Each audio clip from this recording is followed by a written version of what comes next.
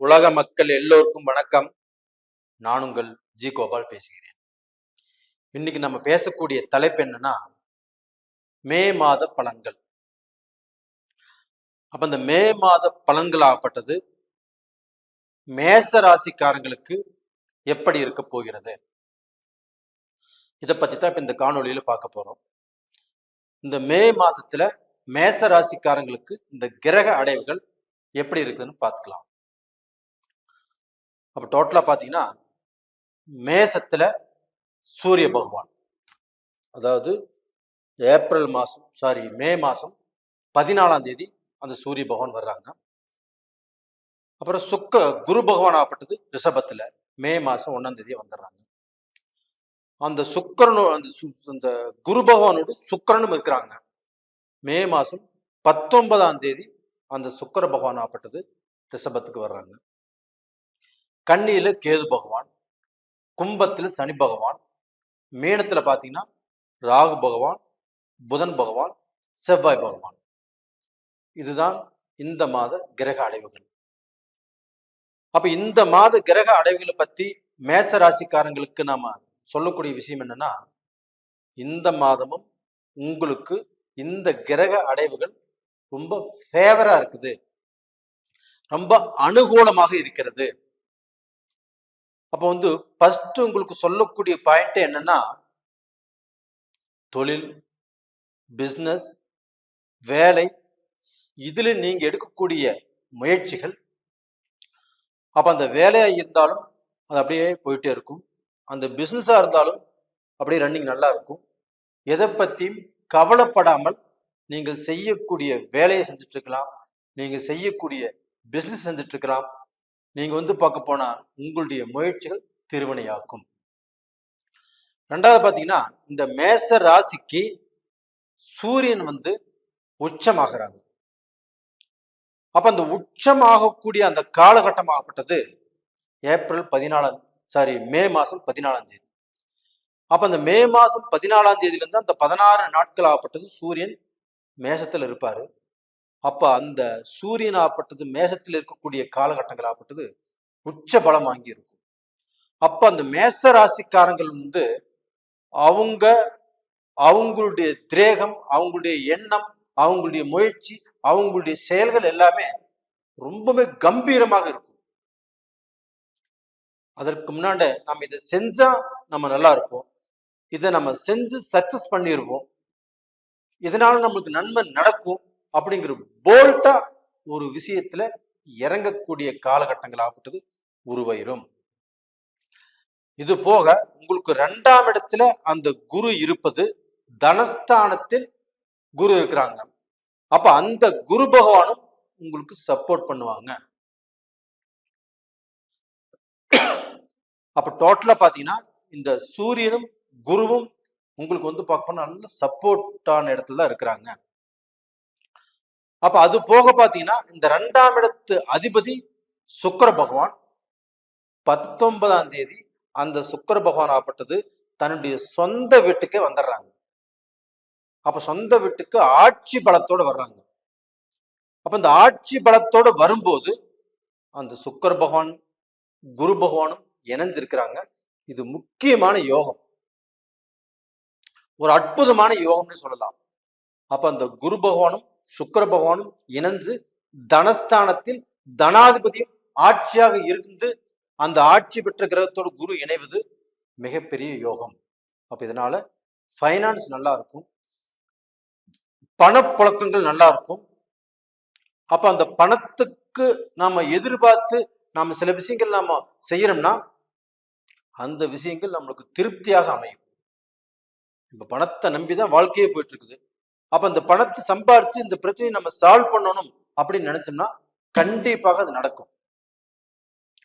அப்ப தனாதிபதி உங்களுக்கு ஆட்சி, அப்ப அந்த ஆட்சியாக இருக்கிறதுனால நீங்க எண்ணிய எண்ணங்கள், போட்ட திட்டங்கள், நினைத்த காரியங்கள் சக்சஸ் ஆகும். இது போக பாத்தீங்கன்னா உங்களுக்கு இந்த செவ்வாய் உங்களுக்கு 12ஆம் இடத்துல இருக்கிறார் குருடைய வீட்டுல. அப்ப அந்த செவ்வாய் அந்த 12ஆம் இடத்துல இருக்கும்போது நம்மளுக்கு சில விதமான குழப்பங்கள் உருவாகும். அதுவும் இல்லாமல் இந்த ராகுமே இந்த செவ்வாய் கூட சேர்ந்து இருக்கிறாங்க. இப்ப இந்த ராகுவும் செவ்வாயும் சேர்ந்து ஒரு இடத்துல இருக்கிறதுனால நம்மளுக்கு சில குழப்பங்கள் உருவாகும், சில டென்ஷன் உருவாகும். அந்த குழப்பத்தை நம்ம நிதானப்படுத்திக் கொள்வது ரொம்ப ரொம்ப நல்லது. அதே சமயத்தில் இந்த செவ்வாய் பகவான் ஆகப்பட்டது 12ஆம் இடத்துல இருக்கிறதுனால நீங்க வந்து சில விஷயங்கள்ல இன்வெஸ்ட் பண்ணணும் அப்படின்னு நினைப்பீங்க.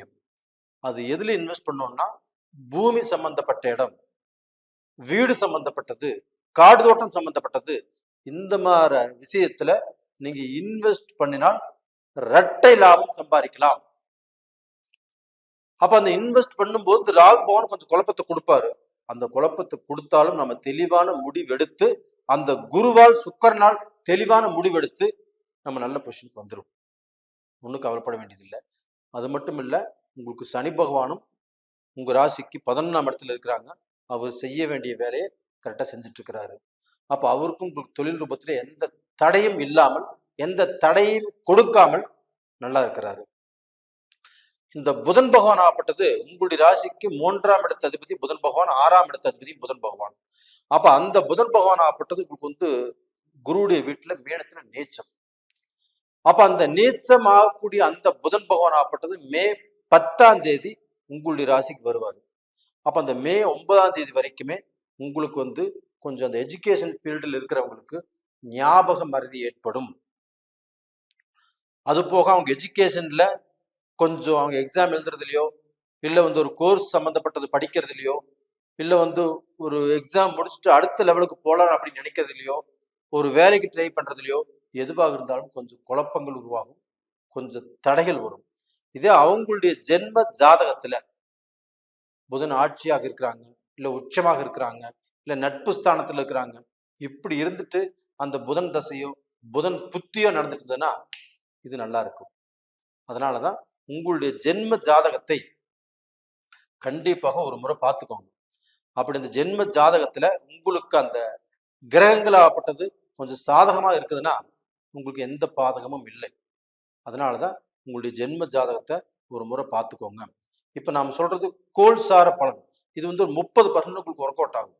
மீதி 70% ஆகப்பட்டது உங்க ஜென்ம ஜாதகத்துல உங்களுக்கு நடக்கக்கூடிய அந்த கிரகங்களுடைய அந்த அனுகிரகங்கள் தான் உங்களுக்கு பிரசண்டா உங்களுக்கு பலிக்கும். அப்ப டோட்டலா பாத்தீங்கன்னா சனியுடைய அனுகிரகம் நல்லா இருக்குது, கேது பகவானுடைய அனுகிரகமும் நல்லா இருக்குது. அந்த கேது 6ஆம் இடத்துல இருக்கிறதுனால கண்டிப்பா உங்களுக்கு எந்த தோஷத்தையும் கொடுக்காமல் உங்களுக்கு வளர்ச்சியை தான் கொடுக்கும், எந்த குழப்பமும் இல்லை. அப்ப அதே சமயத்துல நீங்க வெளிநாடு போவதோ, இல்லை வெளிநாட்டுல இருக்கிறவங்களுக்கும், வெளிநாட்டுல வந்து பார்க்க போனா இப்போ ஒரு பிஆர் வாங்கணும்னு நினைக்கிறாங்க அவங்களுக்கும், இப்போ வந்து 10 வருஷமா இங்க வெளிநாட்டுல இருந்தாங்க, அதுக்கப்புறமா அந்த நாட்டு சிட்டிசன் ஆகும்னு நினைக்கிறாங்கன்னா இந்த பீரியட்ல முயற்சி பண்ணலாம். அப்போ டோட்டலா பாத்தீங்கன்னா வெளிநாட்டு வாழ்க்கை கண்டிப்பா நல்லா இருக்கும், குறையில்லாமல் இருக்கும். அப்போ இந்த காலகட்டத்துல ஒரு சிலர் ஆகப்பட்டது எனக்கு இன்னுமே வேலை கிடைக்கல, எனக்கு இன்னுமே கல்யாணம் ஆகல, எனக்கு இன்னுமே வந்து பார்க்கணும் நல்ல நிலைமைக்கு நான் வரல, என்னுடைய வாழ்க்கையில ரொம்ப மோசமான சூழ்நிலைக்கு போயிட்டு இருக்கிறேன், நான் இருக்கிறத விட சாகிறதே மேல், இப்படிங்கிற குழப்பத்தில் இருப்பாங்க. அப்போ அவங்களுக்கு எல்லாமே அவங்களுடைய ஜென்ம ஜாதகத்துல தான் ஏதோ மிஸ்டேக் இருக்குது. ஃபர்ஸ்ட் அதை பார்த்து என்ன ஏதுன்னு நீங்க தெரிஞ்சுக்கோங்க. அது போக இந்த மேசராசிக்காரங்களுக்கு திருமண யோகம் அப்படின்னு எடுத்துட்டா 2ஆம் இடத்துல குரு இருக்கிறதுனால தாராளமாக திருமணத்துக்கு உண்டான முயற்சிகள் பண்ணலாம். அப்ப அந்த திருமணத்திலையுமே இப்போ வந்து நீங்க ஒருத்தர் விரும்புறீங்க, அவங்க சைட்ல கொஞ்சம் பிரச்சனையா இருக்குது, அவங்க அப்பா அம்மா கொஞ்சம் எகென்ஸ்டா இருக்கிறாங்கன்னா அது எல்லாமே கொஞ்சம் சமாதானத்துக்கு வரக்கூடிய காலகட்டமாக இது அமையும். அப்ப நேயர்களே, இந்த பதிவு பிடிச்சிருக்குன்னு நினைக்கிறேன். பிடிச்சிருந்தா லைக் பண்ணுங்க, சப்ஸ்கிரைப் பண்ணுங்க, ஆல் அப்படிங்கிற பெல் பட்டனை பிரஸ் பண்ணிக்கோங்க. உங்களிடமிருந்து விடைபெறுவது உங்களின் ஜி கோபால். நன்றி, வணக்கம்.